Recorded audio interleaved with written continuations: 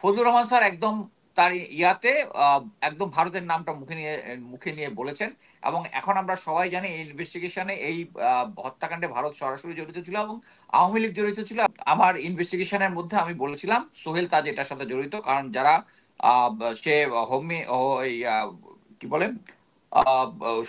Home minister হিসেবে, প্রতিমন্ত্রী ছিল সে হিসাবে, সে রেড ক্রিসেন্টের গাড়ি দিয়ে এই কিলারদেরকে পালিয়ে যেতে সাহায্য করেছে এবং পরবর্তীতে ইনভেস্টিগেশন ওই কিলারদের কোনো ট্রেস পায় নাই।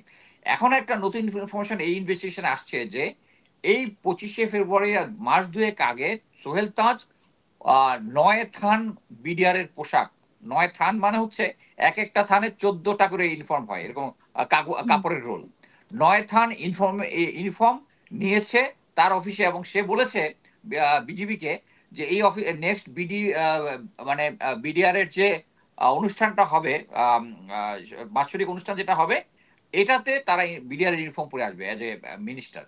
সো এটা নিয়ে কেউ কথা বলে না, হুম। বাট এটা কিন্তু এখন লিঙ্ক আপ হয়েছে। পরবর্তী বলছে আরেকটা সোর্স থেকে জানলাম নানকের রিকোয়েস্টে সোহেল তাজ সোহেল তাজ এটার সাথে জড়িত, এটাও গেল। আরেকটা হচ্ছে যে আমি আরেকটা ইনভেস্টিগেশন বলেছিলাম, এটা আমার নিজস্ব ইনভেস্টিগেশন, সেটা হচ্ছে পদুয়া রৌমারীর ঘটনার পরে প্রথম যে সমস্ত সৈনিকরা চাকরিচ্যুত হয়েছে বিডিআর থেকে, তাদেরকে রিক্রুট করেছে এবং তাদের মাধ্যমে তাদের এই বিভিন্ন ধরনের যে তারা এটা বুঝতে পেরেছে যে পদুয়া রৌমারীর কেসটা রিয়েলি হয়েছে যে যেহেতু মিলিটারি অফিসাররা ওদেরকে লিড করেছে এবং আমাদের বিজিবি বিডিআর যে ফোর্সটা আছে দে আর কোয়াইট ক্যাপেবল, আমাদের ফার্স্ট লাইন ইনফ্যান্ট্রির মতো train. So they are good এবং leadership by the military officer. So তারা এখানে টিকতে পারে নাই, তাদের 16 জন অফিসিয়ালি মারা গেছে, there are unofficial report as well. So এইটার প্রতিশোধ নেওয়ার জন্য আমি দেখলাম এক সাংবাদিকের কোশ্চেনের অ্যান্সারে অ্যাকচুয়ালি স্যার বললো যে হ্যাঁ এই জিনিসটা আমলে নিয়েছে, তার মানে হচ্ছে এইটার পরবর্তীতে যে আছে এই জিনিসটা উঠে আসছে। এবং সবচেয়ে ইম্পর্টেন্ট জিনিস যেটা আমার কাছে মনে হয়েছে যে আমরা সবাই ওই যে বলে না ভাসুরের নাম মুখে আনতে নাই, কিন্তু ফজলুর রহমান স্যার একদম তার ইয়াতে একদম ভারতের নামটা মুখে নিয়ে বলেছেন। এবং এখন আমরা সবাই জানি এই ইনভেস্টিগেশনে এই হত্যাকাণ্ডে ভারত সরাসরি জড়িত ছিল এবং আওয়ামী লীগ জড়িত ছিল। এবং ডিটেলস জি হাসান স্যার যেটা বলেছে যে আমরা এখন জানি কারা এটার পিছনে ছিল, কারা এই জিনিসটা করেছিল। আমি সেলিউট জানাই ফজলুর রহমান স্যারকে। শুধু আমার একটা পয়েন্ট আছে, ইটস নট দ্যাট আমি অলওয়েজ জেনারেল ওয়াকারের বিরুদ্ধে কথা বলি, সেটা হচ্ছে একটা জিনিস বুঝতে হবে যে জেনারেল ওয়াকার ওখানে একজন কোম্পানি কমান্ডার ছিলেন এবং সেনা আইন যে আর্মির যে সেকশন 31 অনুযায়ী ওখানে যারা থাকবে একটা বিদ্রোহ হলে কারো কোনো পারমিশনের প্রয়োজন নাই। এটা আমি আমার ফেসবুকে আমি এটার এক্সপ্লেনেশনটা দিয়েছি। সো এখানে একজন সাক্ষী আছে যে আমাকে বলেছে, মেজর মনির 26 লং করছে, সে ছিল হচ্ছে ডিজিএফআই তে, সে ওখানে ছিল। হাকিম স্যারকে, ব্রিগেডিয়ার হাকিম স্যারকে ওয়াকার স্যার বলেছে আপা না করেছে, তারপরে তারেক সিদ্দিকী স্যার না করেছে, ফোনে কথা বলেছে হাকিম স্যারের সাথে, এটা আমাকে বলেছে এবং পরবর্তীতে কনক স্যারের সাথে বলেছে।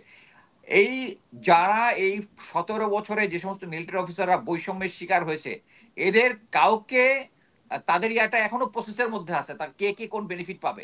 একমাত্র এই মেজর মুনির, তাকে 100% বেনিফিট দিয়ে পুরো র্যাঙ্ক ট্যাঙ্ক দিয়ে সে ডেজার্টার ছিল ইয়ার পরে, দিয়ে তাকে দিয়ে দিছে, এখন সে মুখ বন্ধ তার।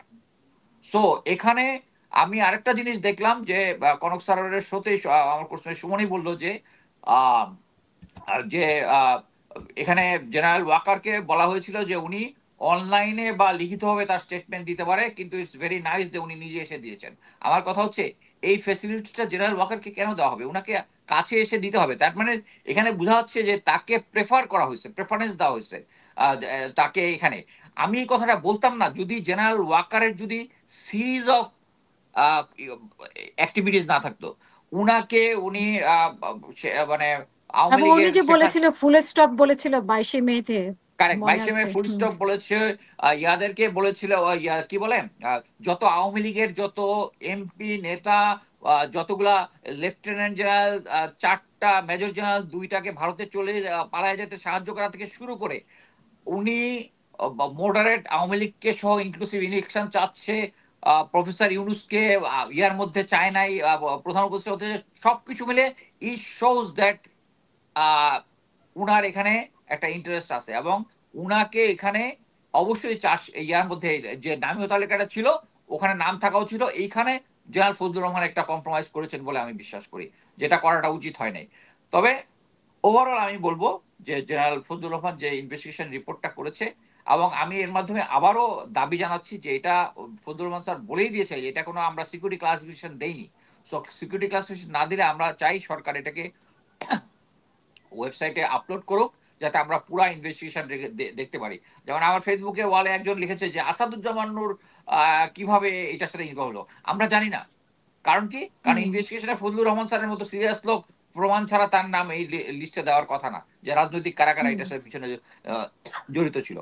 তো আমি মনে করি এটা ইমিডিয়েটলি ওয়েবসাইটে দেওয়া উচিত, যাতে আমরা জনগণ এই জিনিসটা ডিটেল দিতে পারি। এবং ফাইনালি হচ্ছে আমি বলবো যে স্যার খুব ভালো কাজ করেছে যে প্রেজেন্ট যে স্বরাষ্ট্র উপদেষ্টা আছে তাকেও কিন্তু উনি বলেছে যে উনি টেম্পারিং এন্ড আদার কিছু ইয়ার জন্য দায়ী, এবং প্রেজেন্ট যে আইজি প্রিজন আছে উনিও এটার সাথে জড়িত এবং এটা দিয়েছে।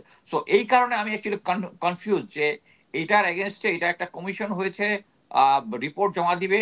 বাট আমরা আশা করব এই সরকার এই থাকতে থাকতে নির্বাচনের আগে অ্যাটলিস্ট এই যারা যারা দায়িত্ব ইয়াতে জড়িত আছে তাদের অ্যারেস্ট করে একটা আইনি প্রসেস শুরু করার জন্য। ধন্যবাদ।